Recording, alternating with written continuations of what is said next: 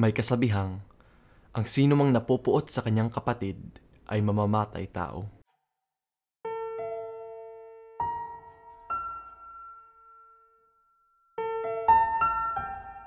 Kung ako sa'yo, huwag mong sisirain ang buhay mo para dito. Matagal nang sira ang buhay ko.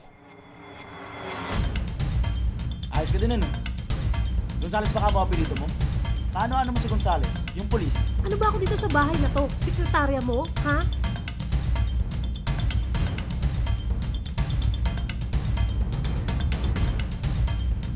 Gusto kong ikaw ang humawak ng kasong to para matapos na.